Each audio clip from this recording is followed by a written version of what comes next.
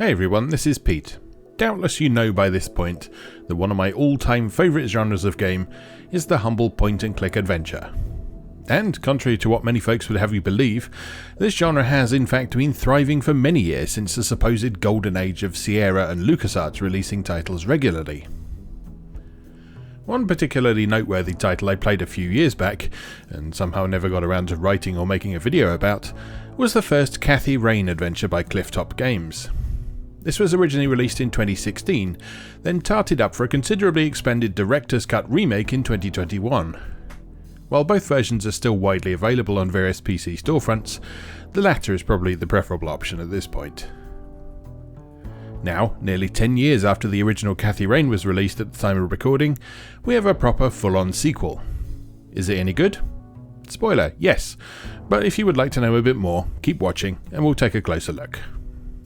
For the uninitiated, the Cathy Rain series follows the eponymous heroine, a no-nonsense biker chick with rather sharp edges due to past trauma, but whose heart is most definitely in the right place. In the first game, she's still a student, and becomes embroiled in a rather peculiar case that culminates with some supernatural shenanigans. The sequel follows up several years later, with Cathy, now a grown adult, attempting to make it on her own in the world by running her own private detective agency. Things aren't going so well as we join her in Cathy Rain 2 Soothsayer, but she has a lead. There's supposedly a $200,000 reward on offer for any information that would lead to the police being able to successfully make an arrest in a serial killing case that has come to be known as the Soothsayer case. Seemingly determined to prove her worth as an independent woman who doesn't need help from anyone, Cathy refuses to team up with Lucas, a middle-aged private detective who, in the intervening years between the two games, we're led to believe has acted as both mentor and employer for Cathy. Instead, she believes that she can handle the case herself, though Lucas, being an affable sort, agrees to still help her think things through from time to time, using the concept of quid pro quo, a mutually beneficial exchange of information, to make it less obvious that he's helping.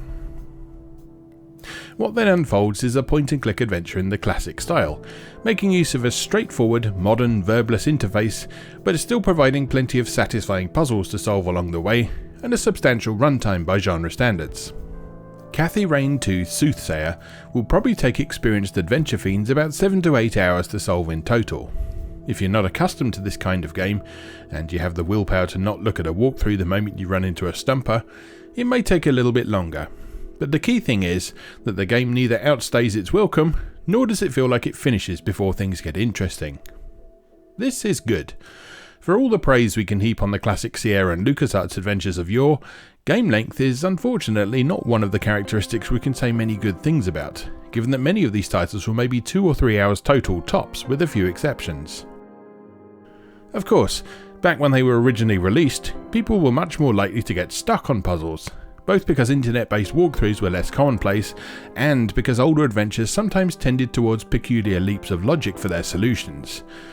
But I still vividly remember paying 35 quid for a copy of Full Throttle, playing it with my brother for 2 hours, and being very surprised to see the credits roll before our mum called up the stairs to let us know that dinner was ready.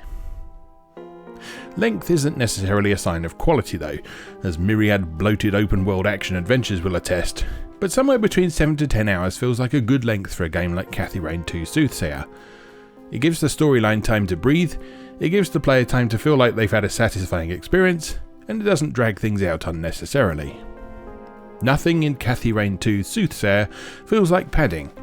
Everything is in service of providing a satisfying modern adventure game experience.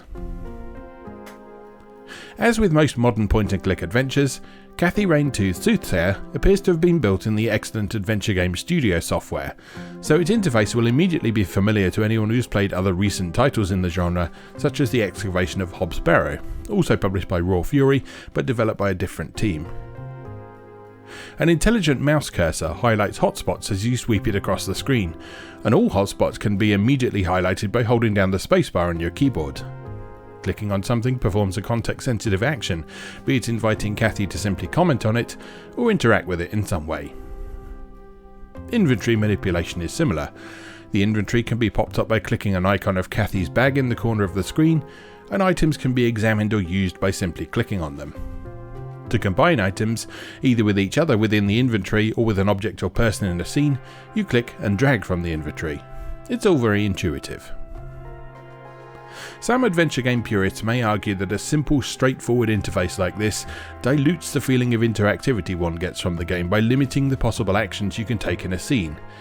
But in reality, it simply keeps things moving.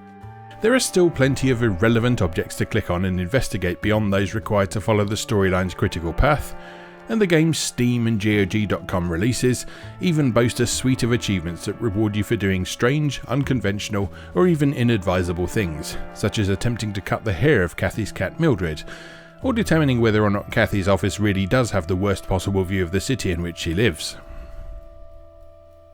Kathy herself is an interesting character. She was already set up as a deeply flawed and traumatized character in the first game, and this continues in the sequel.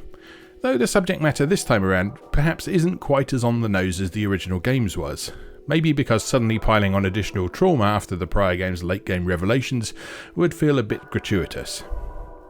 Our exploration of Kathy's issues is more subtle this time around.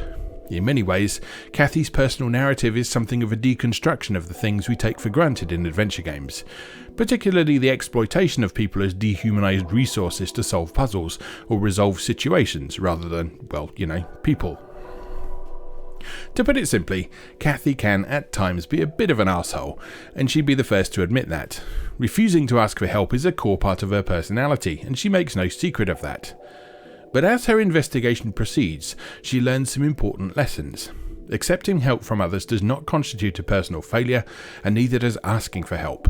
Friendships and found family are a critical aspect of going it alone, and sometimes people you thought you'd left behind are looking out for you a lot more than you might have realised. Throughout the game, there are often multiple ways to solve puzzles, with some solutions taking a bit more of an arsehole approach than others. Where these options exist, neither feels wrong or out of character for Kathy. While you can't exactly play through the entire game as a goody two-shoes, the game does at least make you think about the way you, at times, take advantage of other human beings to get your own way. It's a core part of Kathy's personal narrative, and involving the player in the process is a strong method of getting the point across. What I think I like most about Kathy Rain-Tooth Soothsayer is that I didn't feel like I got stuck at any point. But rather than the game feeling easy as a result, its decent length instead felt like the story was constantly on the move, pushing forwards into new scenes, the discovery of new characters, and revelations from new clues. At no point did the game grind to a complete halt while I attempted to figure out which of a million inventory items I was supposed to use on something else, and there was not a trace of pixel hunting at any point. Puzzle solutions always made logical sense. Anytime the answer to a situation wasn't immediately apparent, the game always responded to my thinking, "I wonder if," with a positive affirmation, and consequently, the overall pacing felt spot on. Now, I'm not entirely sure if this is just because I'm a jaded old adventure game player who's been playing these things since the days of King's Quest and Infocom interactive fiction, but the game does seem to have a few safety nets in place for those less experienced in the genre.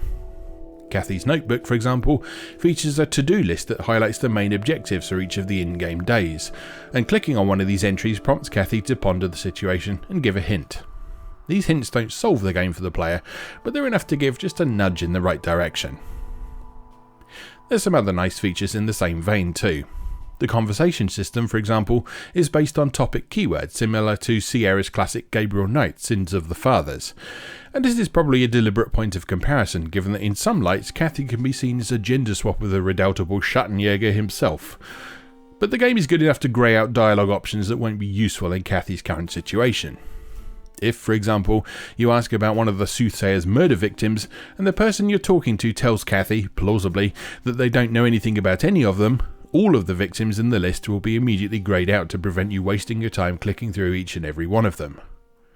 Likewise, if you make use of the system where you can get Kathy to ask a person about any of the hotspots on the current scene, or her inventory items, she'll quickly shut you down if you're obviously barking up the wrong tree.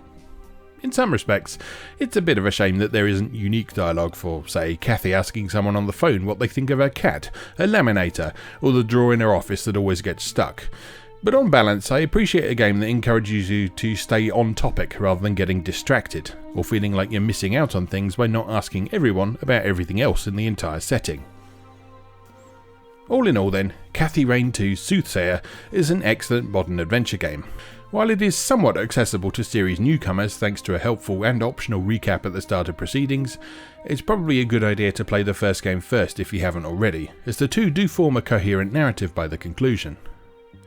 Whether you do jump into Kathy Rain 2's Soothsayer blind, or as an experienced veteran of a particular brand of investigation, in this sequel you'll find some absolutely beautiful pixel art with a wonderful attention to detail. The increased colour depth over the 256 colour VGA graphics of the genre's golden age allows for considerably more elaborate visual effects, such as light sources acting realistically on character sprites, and more subtle visual effects such as reflections in polished floors and the glass of windows. And yet, even with these modern presentational flourishes, the game feels comfortably familiar and respectful to the games it is indirectly paying homage to. If, as unlikely as it might be for anyone watching this, the last game you played seriously was Indiana Jones and the Fate of Atlantis, and you suddenly arbitrarily decided you wanted to see what modern releases were all about, Kathy Rain 2's Soothsayer wouldn't provide any sense of culture shock whatsoever. It both looks and feels like a classic golden age point and clicker, while simultaneously being unmistakably modern. In short, it's a really good time, and I sincerely hope that this isn't the last we've seen of Kathy. Despite her many struggles and her laundry list of personal issues, she has a promising future ahead of her as a private investigator. Here's hoping we don't have to wait another decade before we can enjoy her next case. And so it just remains for me to say, as always, thank you very much for watching, and I'll see you again next time.